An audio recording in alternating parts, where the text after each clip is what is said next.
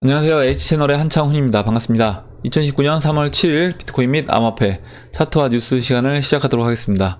먼저 댓글로 좋은 의견과 질문, 정보 공유해 주시는 분들에게 감사 말씀드리고 그러면 오늘 순서는 제가 그 다우존스, 그 다음에 이제 코스피 차트 설명드리고 비트코인, 그 다음에 이제 알트코인은 이더리움 클래식, 모네로, 이더리움 이렇게 보고 이제 뉴스를 보는 순서로 진행을 하도록 하겠습니다.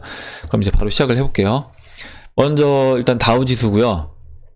보시면 지금 다우지수가 지난번에 제가 이제 이 저항 라인이라고 이제 말씀드렸던 지금 이제 초록색으로 그린 지금 일봉입니다. 일봉에서 이 추세 라인을 돌파를 했어요. 지금 보시면 이렇게 돌파하고 한번 눌러주고 재차 반등했습니다.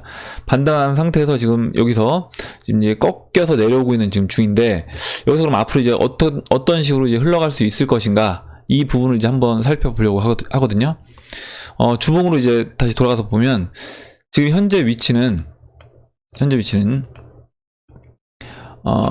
전체 큰 그림을 봤을 때요.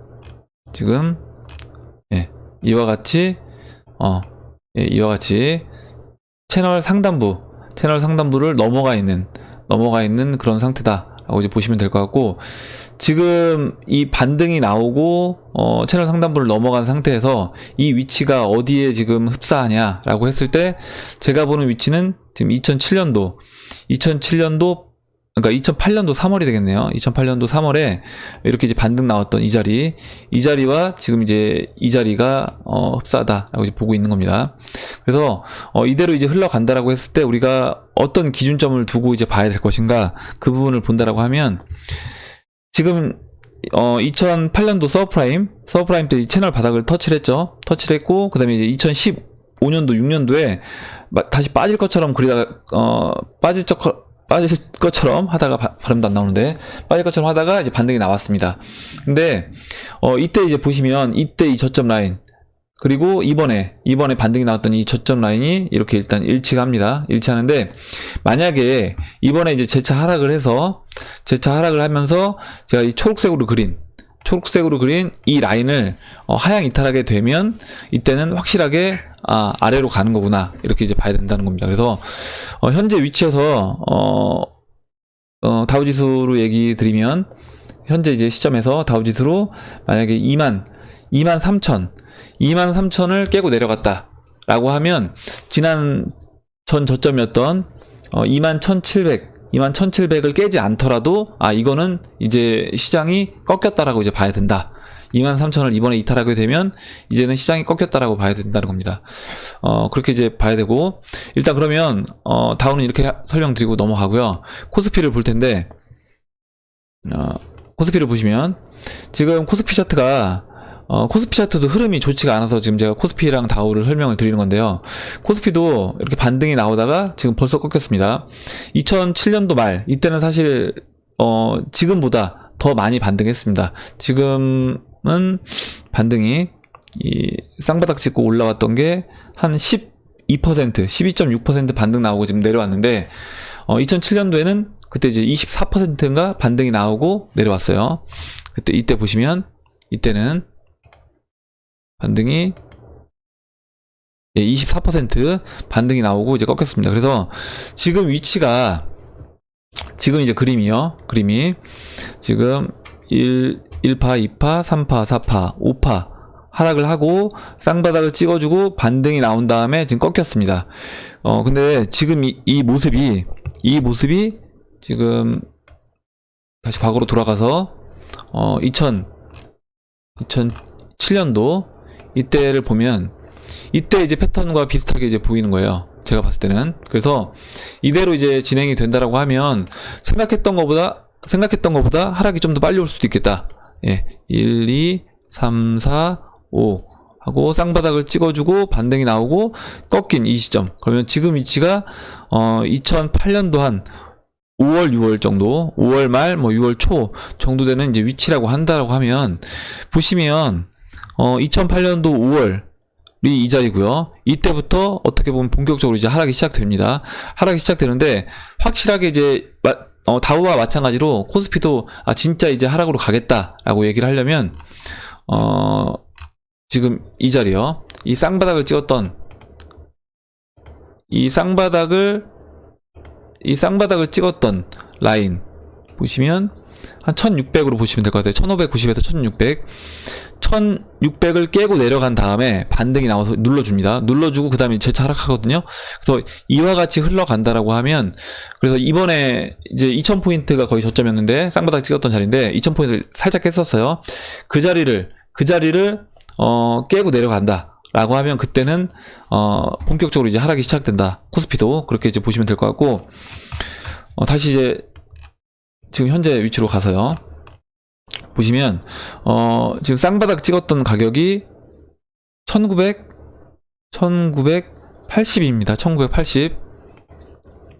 그래서 이번에 만약에 코스피가 지금 이제 하락을 시작을 했는데 하락하면서 1980을 깨고 내려왔다 라고 하면, 그때는 이제 반등이 나와도 다시는 1980, 그러니까 2000포인트를 넘기긴 이제 힘들어지는 겁니다. 그래서 넘기긴 힘들어지고 이때부터는 이제 본격적으로 하락 장세로 저는 갈 거다라고 보고 있는데, 그러면 제가 이제 오늘 이 차트를 왜 설명을 드리냐면, 생각보다 우리가 생각했던 것보다 좀 더 빠른 타이밍에 하락이 올 수도 있겠다라는 겁니다.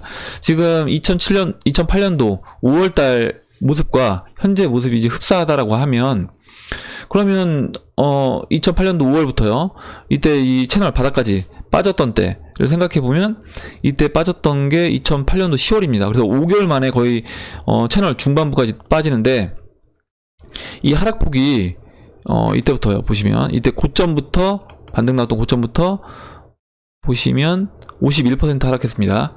그리고 지금도 마찬가지거든요. 지금도 만약에 이 채널이 아니죠. 죄송합니다. 이번에 이제 며칠 전에 2월 20일, 잠시만요.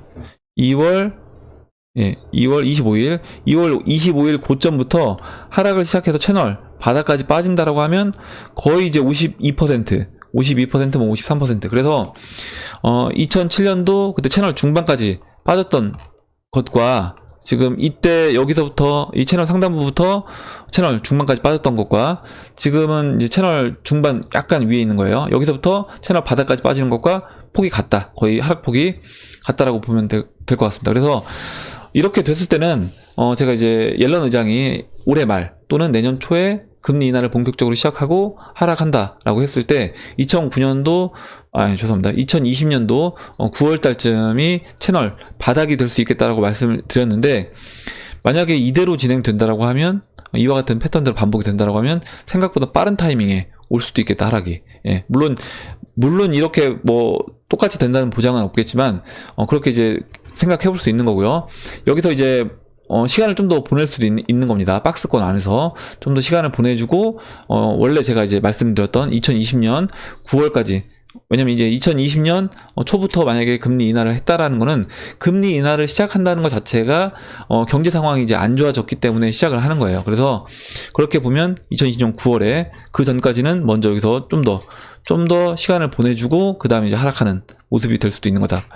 일단 어찌 됐든 간에 저는 이제 코스피는 한 번은 채널 바닥을 터치를 해줘야 된다라고 보고 있고, 제가 이제 암호화폐랑 상관도 없는 왜 코스피랑 다우지수를 자꾸 꺼내서 설명을 하냐, 좀 이렇게 지겹다고 생각하실 수도 있는데, 세상에 있는 돈이라는 게 한정적입니다. 어찌됐든 계속 찍어내고 있긴 하지만, 그러면 돈을 돌려야 되는데 어디서 이제 돈을 만들어내서 암호화폐 시장으로 늘 거냐는 거죠. 물론 암호화폐 시장 자체가 사이즈가 작긴 하지만 어찌됐든 이 고평가 영역이라고 보이는, 지금 뭐 우리나라는 그나마 싸 보이는데요. 왜냐면 채널 보시면 우리나라 코스피야 채널 중반부 약간 위에 있어서 그나마 제가 봤을 땐 싸 보입니다. 근데 다우지수 같은 경우는 보시면 지금 채널 바깥으로 다시 나가 있는 상태예요.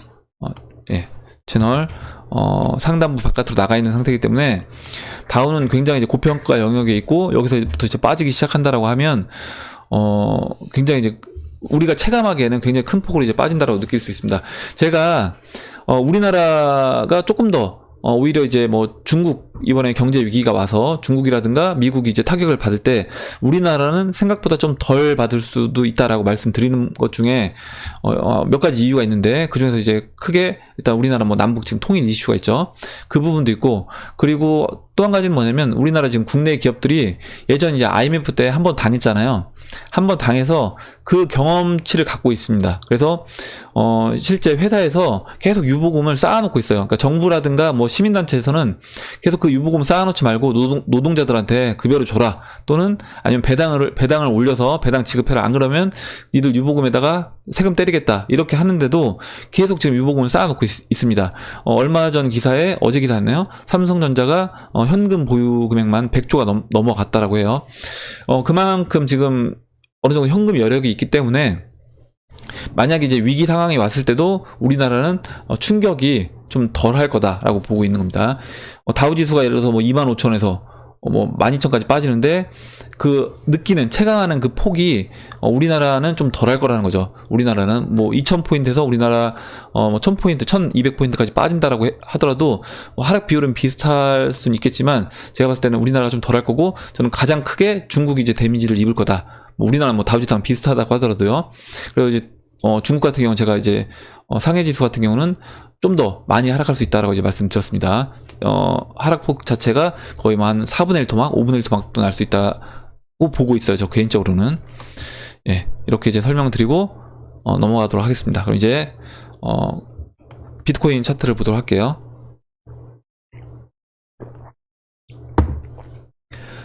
지금 비트코인 차트를 이제 보면 흐름 자체는 나쁘진 않습니다. 보시면 지금 4시간 봉이고요. 갈색으로 이제 표현된 200 이동평균선, 200 이동평균선 맞고 반등한 다음에 지금 일단은 이 우상향 하면서 올라가고 있습니다. 지금 검정색으로 보이는 이 122평선, 122평선을 따라서 올라가고 있어요. 근데 약간 이제 걱정이 된다고 하면 이 부분입니다. 만약에 이제 일봉에서 지금 121 이평선이 이제 가파르게 내려오고 있거든요. 이번에 이제 전 테스트를 할 거라고 이제 보는데, 이번에 보시면 그 4,200달러가 이 121 이평선하고 이제 맞물리면서 급락이 나왔고, 그 다음에 이렇게 며칠 횡보한 이후에 다시 한번 빠지고 51 이평선 맞고 반등하고 지금 옆으로 쉬어주고 있습니다. 쉬어주고 있는데 지금 이제 121 이동평균선이 내려오고 있어요. 그래서 지금 이제 앞으로 오늘 아니면 내일쯤에 지금 이 121 이평선, 맞는 121 이평선을 돌파할 것이냐, 아니면 맞고 재차 하락할 것이냐, 이 부분이 이제 관전 포인트가 되겠다. 저는 물론 이제 좀 더 확률적으로는 상방이 좀 더 높아 보이기 때문에 저는 이번에 이제 121 이평선도 돌파를 할 거라고 이제 보고 있습니다. 돌파를 하는데 이게 뭐 상방으로 슈팅 안 나와도 상관없어요. 사실 그냥 여기서 옆으로만 누워줘도 됩니다. 옆으로만 누워줘도 되는 거고, 물론 이제 상방으로 올라가 주면서 거래량 실리면서 121 이동평균선을 돌파해주면 더 좋겠죠. 그리고 이제 중요한 포인트는 그 이후에 이 121 이동평균선을 넘어가게 되면 그 다음은 이제 4,200달러가 되겠죠. 4,200달러가 저항 역할을 할 것이다 라고 보고 있고, 주봉에서 보면, 주봉에서요, 예, 이거 지금 15로 돼 있어서 20으로 바꿔보겠습니다.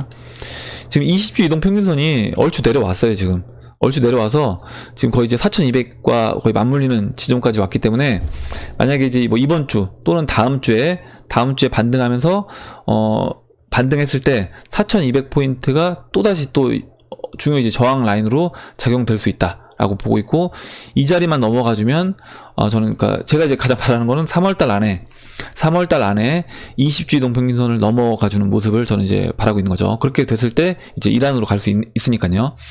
그렇게 되고, 그렇게 된 이후에 50주 이동평균선까지 반등이 나오고요. 지금 50주 이동평균선은 거의 5,900, 6,000달러 위치입니다. 그래서 이 자리가 사실 가장 저항 라인이 될 거예요. 만약에 20주 이동평균선을 넘는다고 하면, 왜냐면 이때 이제 굉장히 오랜 기간 횡보한 그 자리가 이제 6,000달러 라인이기 때문에, 그리고 이번에 이제 50주 이동평균선이 내려오면서 이 자리에서 이제 어떤 모습을 보여줄 것인가, 그 부분을 보면 될 것 같습니다.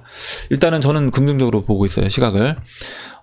그러면 예, 이렇게 뭐 저야 이제 계속 항상 긍정적으로 이제 보고 있기 때문에, 예, 일단 비트코인 이렇게 설명드리고 넘어가도록 하겠습니다. 그러면 이제 이더리움 클래식을 보도록 할게요. 예, 이더리움 클래식도 다른 알트코인들과 이제 거의 뭐 비슷한 패턴입니다. 보시면 지금 일단 일봉으로 먼저 설명을 드릴게요. 일봉에서 이제 보시면요, 뭔가 이렇게 굉장히 복잡하게 되어 있는 것처럼 보이는데, 예, 이렇게 보면 일단 이 하락 추세를 돌파했고요. 돌파한 이후에 보시면 하락세경을 만들었습니다. 하락세경을 만들고 하락세경 만든 이후에 이때 보시면 이 120일 이동평균선 맞고 떨어졌죠. 이때도 이제 120일 이동평균선 맞고 떨어지고요. 이번에 반등 나오긴 했지만 이때도 이제 120일 이동평균선 맞고 떨어졌습니다.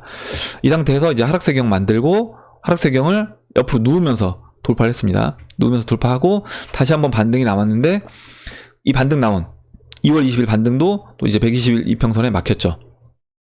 그래서 지금 일단 중요 저항은 보시면 0.0012입니다. 0.0012. 0.0012 라인이 중요 저항이에요. 물론 이제 120일 이동평균선 내려오고 있고요. 그래서 이제 4시간 봉에서 보시면 또다시 이제 하락세경 패턴이 또 만들어졌습니다. 이거를 보시면 이런 식으로 볼 수 있어요. 예. 그래서 하락세경 패턴을 돌파해주고 다시 이거 지워볼게요. 헷갈리니까. 다시 또 하락세경 패턴을 만들고 있는데 이번에도 하락세경 패턴을 어찌됐든 또 돌파를 했습니다. 돌파하고 지금 눌러줬죠. 그래서 이번에 이제 돌파해서 하락세경 돌파 이후에 이번에 이 0.00123 이 라인을 넘어가 주면 120일 이동평균선도 자연스럽게 넘어가 주면서 저는 이제 이더리움 클래식도 본격적으로 이제 상승 흐름으로 갈 수 있다라고 보고 있습니다.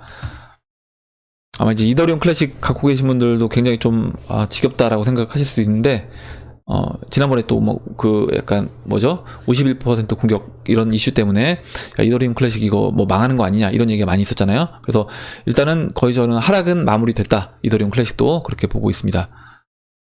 네, 그리고 다음 보도록 할게요. 다음 이제 모네로인데요. 모네로도 비슷합니다. 비슷하고 위치도 이더리움 클래식하고 비슷해요. 그러니까 몇 가지 이제 지금 알트코인들 대부분이 이렇게 이제 올라가서 쉬고 있는 종목들, 그리고 지금 라이트코인처럼 지금 올라가서 이제 한 1파 마무리하고 쉬었다가 다시 1파에서 이제 3파가 시작되는 그런 종목들, 그리고 이제 지금 밑에서 쉬고 있는, 밑에서 이제 상승 준비 중에 있는 종목들이 있는데, 모네로도 그런 종목이라고 이제 보시면 될 것 같고, 아까 이제 이더리움 클래식 설명드린 부분과 거의 흡사합니다. 보시면 이렇게 하락 추세 돌파 이후에 박스권 안에서 움직였고, 이때도 사실 하락세경 패턴 만들어준 거거든요. 이때도. 그리고 지금 또 하락세경 패턴을 만들어주고 또 돌파가 됐습니다. 그러면서 이제 이더리움 클래식하고 비슷하죠. 저항 라인이 0.0135 라인이고요. 그리고 0.0135 그 위에 0.139 라인이 또 저항입니다. 보시면 이때 이렇게 지지받았고 저항으로 작용됐던 라인이기도 해요. 이때는 이제 윗꼬리 달고 빠지면서 120일 이동평균선 맞고 떨어졌고요. 그래서 지금 이제 모네로도 거의 저는 상승 준비가 마무리가 돼간다. 그래서 이번에 이제 0.0135를 넘어가 주면 저도 이제 본격적으로 모네로도 상승 흐름을 이어갈 수 있다라고 보고 있습니다. 예, 모네로도 좋게 보이고 있고, 그 다음에 이제 마지막으로 이제 이더리움을 설명을 드릴게요. 일단 이더리움은 지금 보시면 그 0.042 그리고 0.025 이 박스에 갇혀 있는 모습입니다. 그리고 이더리움도 마찬가지로 제가 이제 하락세경 패턴에서 돌파가 됐고 넘어갔다 말씀드렸고, 또 이제 이 하락세경 말고 이렇게 볼 수도 있습니다. 제가 오늘은 좀 다르게 그려봤는데 이렇게 삼각 수렴을 하고 있어요. 삼각 수렴을 하고 있고, 이 삼각 수렴에서 뭐 위로 돌파하든 아래로 돌파하든 돌파를 할 텐데, 중요한 거는 어찌됐든 이 0.041을 넘어가 줘야 된다. 이더리움은 제가 봤을 때 만약에 이 0.041을 못 넘어가 주면 좀 더 시간을 보낼 수 있는 거예요. 이 안에서 예, 시간을 좀 더 보낼 수 있다.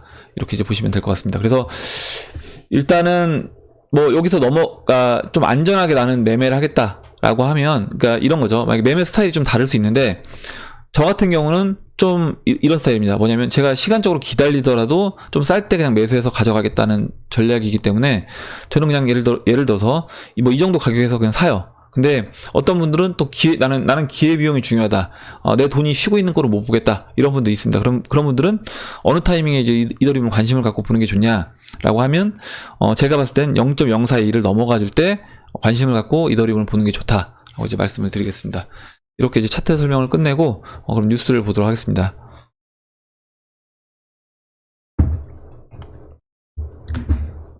네, 일단 좋은 기사가 몇 개 있는데, 일단 바이낸스 CEO가 바이낸스 체인이 비자 마스터카드보다 빨라 결제 응용 가능하다라고 얘기를 했고, 중국계 암호화폐 거래소 바이낸스 CEO 자오상펑이 인터뷰 중에 바이낸스 체인은 비자나 마스터카드보다 빠른 처리 속도를 구현해냈다며, 우리 카드 이렇게 딱 결제하면 잠깐 텀이 있잖아요. 텀이 있고 그 다음에 뜨뜨뜨 하면 이렇게 종이 나오잖아요. 그런 것처럼 그 속도가 이제 시간이 필요한 건데, 그 속도가 어떻게 보면 이제 비자나 마스터카드보다 결제 처리 속도가 빠르다는 겁니다. 지금 미래 결제 시스템에 그래서 응용될 가능성이 있다고 진단했다. 그러면서 그는 바이낸스 탈중앙화 거래소는 덱스는 글로벌 전체 암호화폐 거래소 거래량 상위 10위권에 진입할 수 있을 것이라며, 현재 적은 거래량을 기록하고 있는 탈중앙화 거래소들과는 다른 모습을 보여줄 것이라고 내다봤다 라고 얘기했습니다. 그래서 바이낸스는 진짜 이게 거래를 해보신 분들은 아시겠지만 굉장히 좀 잘 만들어져 있어요. 그 모바일도 그렇고 실제 웹도 그렇고 써보면 굳이 어떤 설명을 안 해줘도 그냥 내가 찾아서 다 할 수 있게끔 이렇게 구현이 되게 잘 돼 있는 것 같습니다. 그래서 아마 이제 바이낸스 탈중앙 거래소도 저는 이제 바이낸스에서 만들었으니까 충분히 이제 사용자가 사용하기 쉽게끔 이렇게 뭔가 구현이 돼 있지 않을까라고 생각하고, 우리가 이제 암호화폐 거래소, 중앙화된 암호화폐 거래소 이용할 때 뭔가 불안한 게, 사실 얘네가 내가 갖고 있는 자산을 얘네가 통제를 하면 어떻게 할 것인가, 이 부분에 대해서 항상 이제 약간 걱정이 있는데, 탈중앙화 거래소가 어느 정도 거래량도 나오면서 거기에 사용하기도 편하다라고 하면 그 부분에 대한 어떤 중앙화된 거래소에 대한 문제점도 해결할 수 있기 때문에 저는 한번 이용해 볼 생각이 있습니다. 그래서 아마 많은 사람들이 이용하게 될 것 같아요. 예. 이렇게 이제 설명드리고 다음 보도록 하겠습니다. 다음은 우리가 이제 좀 조심해야 될 부분, 일단 암호화폐를 사용하면서 거래를 하면서 조심해야 될 부분을 한번 얘기를 드려보려고 하는데, 지금 이제 일본 경찰청에서 IoT 암호화폐 관련 비정상 로그인이 급증하고 있다. 그래서 일본 경찰청이 공식 사이트를 통해 최근 사물 인터넷 및 암호화폐 관련 비정상 로그인, 비밀번호 오류나 봇을 통한 비정상적인 접근이 6개월 전 대비해서 2배 증가했다며, 인터넷 플랫폼을 사용하는 사용자들은 아이디와 패스워드를 쉽게 예측할 수 없게 설정하고 최소 2단계의 인증까지 사용하는 게 안전하다고 공지했다. 이렇게 했는데, 저 같은 경우는 일단 우리가 쓰는 게 이제 구글이라든가 뭐 네이버 많이 쓰잖아요. 그래서 저는 뭐 구글이라든가 네이버는 제가 지금 살고 있는 지역 외 지역에서는 아예 로그인조차 못하게끔 다 차단을 해놨습니다. 뭐 당연히 해외는 당연히 차단 안 되는 거고요. 그렇게 설정을 해놨고, 그리고 제가 로그인할 때마다 항상 저한테 다시 지금 네가 로그인 하려고 하는 게 맞는 건지 다시 재차 확인해서 제가 승인을 해야지만이 로그인 될 수 있게끔 그렇게 해놨습니다. 그래서 여러분들도 항상 그 부분, 그러니까 보안이 가장 중요하니까 그렇게 해킹 관련돼서 아이디 비번도 특히 이제 이메일 관련돼서 쓰시는 거, 그리고 거래소랑 별개로 하셔야 되고, 만약에 혹시 신규 거래소들 좀 약간 못 믿겠다 하는 신규 거래소가 있다고 하면 그런 거래소 아이디와 비번은 아예 새로운 걸로 하시는 게 좋습니다. 특히 이제 비번 같은 경우, 왜냐면 그 거래소가, 신규 거래소가 그냥 그 고객들의 정보만 또 빼먹고 이걸 또 악용할 수도 있잖아요. 그래서 그런 부분도 조심하셔야 되겠습니다. 예, 그리고 다음 이제 중국 텐센트 시큐리티가 WinRAR 보안 결함, 이렇게 읽는 게 맞는지 모르겠는데요. 암호화폐 이제 트레이더에게 치명적이다 라고 얘기를 했고, 지금 텐센트 산하 보안업체 텐센트 시큐리티가 최근 압축 소프트웨어 WinRAR에서 발견된, 이건 그냥 읽지 않도록 하겠습니다. 넘어가고, 코드 보안 취약점은 이것도 제가 정확하게 이런 단어를 몰라서 일단 읽을게요. 제가 발음 나는 대로. 라임 RAT라는 원격 조종 트로이 목마 프로그램, 그러니까 어찌됐든 이제 해킹할 수 있는 그런 프로그램을 심어 놓는다는 거죠. 그래서 전파시키는데 매개체 역할을 할 수 있다. 그래서 해당 트로이 목마는 가면 PC의 랜선웨어, 그리고 이제 크립토 해킹이겠죠. 해킹 등 공격을 감행할 수 있게 만든다. 여기서 또한 암호화폐 트레이더가, 이게 이제 제가 이걸 설명드리려고 하는 건데, 암호화폐 트레이더가 가면 PC를 사용해서 자금을 이제 이체하게 되면 수신 계좌를 자동으로 해커의 주소로 바꿔서 자금을 탈취당할 위험이 존재한대요. 그래서 만약에 지금 이제 이런 어떤 프로그램을 깔려서, 그러니까 여러분들 만약 메일이 왔을 때 메일 안에 어떤 파일이 있는데 그 메일을 보내는 사람이 여러분이 실제 주로 메일을 주고받는 사람이 아니라 모르는 사람이 메일을 보냈는데 거기 파일이 있다라고 하면 절대 그거 열어보시면 안 되는 겁니다. 왜냐면 그 여는 순간 어떻게 보면 이제 PC라든가 여러분 모바일이 감염이 되면, 그 감염됐을 때 얘네가 이제 이런 식으로 한다는 거예요.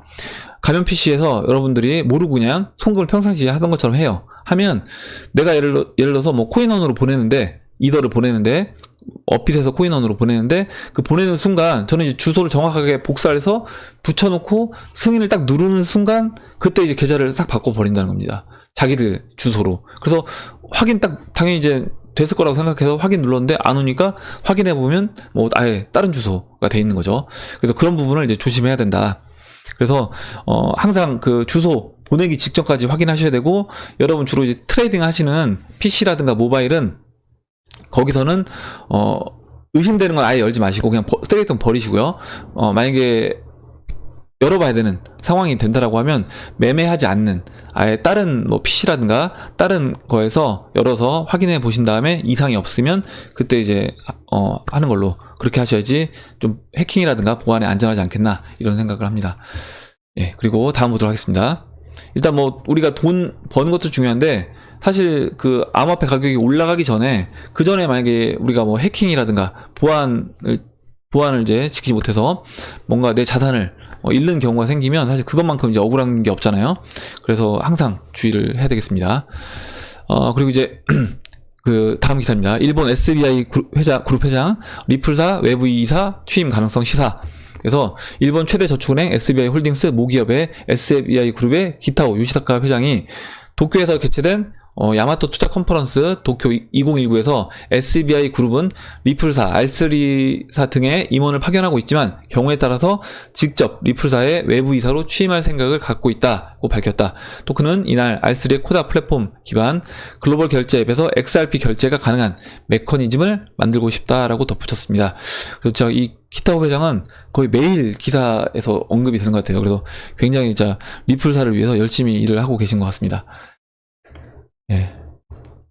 그리고 다음 이제 굉장히 또 긍정적인 기사인데, 그 보시면 LG전자가 스마트폰 블록체인 기술 탑재를 추진한다. 예, 48분 전에 지금 나온 기사입니다. 보시면 삼성전자가 지금 그 갤럭시 S10에 그 암호화폐 지갑을 이제 설치를 했다라고 얘기가 나왔잖아요. 뭐 이제 그거 가지고 지금 또 얘기가 오전에 기사를 보니까 야 암호화폐 지갑이 없는데 어떻게 된 거냐 이렇게 얘기하시는 분들이 있는데, 이제 그거는 예전에 이제 그 뭐였죠? 갤럭시 페이 예 맞나요? 저 갑자기 예 삼성페이 죄송합니다. 삼성페이를 지금 제가 갤럭시페이라고 했는데, 삼성페이도 처음에 보면 설치가 안 돼 있다가 나중에 이제 업그레이드를 하면서 우리가 이제 업그레이드 하면서 거기서 설치가 돼서 올라왔습니다. 그래서 저는 이제 그런 식으로 될 거라고 이제 보고 있어요. LG전자가 어떻게 보면 스마트폰에 블록체인 기술 탑재 추진, 이건 저는 당연한 거라고 보고 있습니다. 왜냐면 뭐 경쟁사인 삼성이 하는데 LG는 안 할 수가 없는 거죠. 삼성전자가 신형 스마트폰 갤럭시 S10에 암호화폐 지갑 키스토를 장착한 데 이어 LG전자도 스마트폰에 블록체인 기술을 탑재할 것이라는 소식이 전해졌다. 업계에 따르면 LG전자는 최근 몇몇 블록체인 스타트업의 전략적 제휴를 목표로 한 미팅을 요청한 것으로 알려졌다. 이는 LG가 스마트폰과 블록체인 서비스의 결합에 나섰다는 뜻으로 삼성전자의 블록체인 시장 선점 시도에 따른 대응으로 분석된다. 현재 LG그룹은 세계 탑3 블록체인 컨소시엄에 모두 가입했고 블록체인 기술 연구 개발 중이다. 최근에는 LG 사이언스 파크에서 진행 중인 마고 커뮤니티 화폐 사업, 그래서 이제 그 사이언스 파크 안에 있는 사람들끼리 돈 쓸 수 있는 그런 암호화폐를 만들어서 사용 중에 있다. 프라이빗 화폐를 만들어서요. 얘기를 그때 드렸었죠, 기사에서. 디지털 신기술 기반 공동사업을 추진하기 위해 KB금융그룹과 협약을 맺기도 했다. 라고 했습니다. 그래서 저는 뭐 이거는 이제 당연한 거고, 어떻게 보면 이제 앞으로 이제 아이폰도 당연히 삼성하고 뭐 LG 이런 앞으로 스마트폰 회사들이 암호화폐 지갑을 설치한다라고 하면 당연히 이제 아이폰도 설치돼서 나올 거라고 보고 있습니다. 예. 그리고 한 가지 더 말씀드리면, 지금 이거는 제목만 소개를 해드릴게요. 미국 스타트업 핸드폰에 부착 가능한 하드웨어 원래 칩을 출시를 한답니다. 그래서 미국 스타트업이 스마트폰 심카드 부착 가능한 하드웨어 암호화폐 월렛을 개발했다. 그래서 코인 텔레그래프에 따르면 미국의 스타트업 볼트텔은 모바일 애플리케이션과 하드 월렛을 합친 개념의 볼트텔 카드를 출시했다라고 합니다. 그래서 이런 거 보면 예전에 우리 이제 핸드폰 나오고 핸드폰에서 그 삐삐를 쓰던 시절에 그 시티폰이라고 중간에 어떤 한 단계가 있었습니다. 그래서 이런 약간 과도기적 단계가 항상 있는 것 같아요. 저는 그래서 이 스마트폰에 이 하드웨어 원래 들어가는 것도 지금 이런 식으로 뭐 부착 가능한 형태로 나올 수도 있고요. 나중에는 아예 다 그냥 합쳐져서 나오게 되겠지만, 이런 식으로 뭔가 과도기적 단계를 거쳐서 기존에 핸드폰을 뭐라고 하죠? 그러니까 블록체인 월렛이 들어가 있지 않는, 암호화폐 지갑이 탑재되어 있지 않은 핸드폰에도 일단은 내가 부착해서 쓸 수 있게 이렇게 되고, 나중에는 지금 이제 갤럭시 S10처럼 다 들어가 있는 상태에서 나오게 되지 않겠나. 근데 이런 거는 지금 어떻게 보면 이제 과도기적 단계고, 제가 봤을 때 이제 이런 기술은 사실 그때 시티폰이 어떤 거냐면 아마 모르시는 분들이 많으실 텐데, 젊으신 분들은 저 대학생 때 이런 게 있었습니다. 시티폰이라는 게 있었는데, 그럼 공중전화 박스 근처에서만 이제 전화를 할 수 있는 거예요. 공중전화 박스 근처에 그 안테나 수신기 있는 데서만 전화 통화가 되고, 넘어가면 이제 어느 정도 거리가 떨어지면 전화 통화가 안 됐습니다. 그런 것처럼 뭔가 그 기술이 넘어가기 전에, 완전한 기술로 넘어가기 전에 중간 과도기적 단계가 있는데, 지금 이런 것도 이제 저는 그런 기술 중에 하나로 보고 있습니다. 그래서 뭐 이게 이제 보편화될 것 같진 않고, 저는 이제 이미 갤럭시 S10이 나왔기 때문에 이거는 중간에 기존 핸드폰 쓰는 사람들이 암호화폐 지갑을 따로 부착하고 싶을 때 이런 걸 이제 사용할 수 있게 되겠죠. 그래서 오늘 기사는 이제 여기까지 하고요. 그럼 이상으로 2019년도 3월 7일 비트코인 및 암호화폐 차트와 뉴스 시간을 마치도록 하겠습니다. 오늘 나온 얘기들 중에 여러분들 뭐 의견, 그리고 궁금하신 거, 질문 있으시면 질문 써주시고, 또 여러분들 뭐 정보 같이 공유하고 싶은 정보 있으시면 정보를 얘기해 주시면 같이 이야기해보는 시간을 가져보도록 하겠습니다. 댓글 남겨주신 분들한테 다시 한번 감사 말씀드리고, 오늘 영상이 도움이 되셨다면 좋아요와 구독 버튼, 그리고 알림 종 버튼을 눌러주세요. 감사합니다.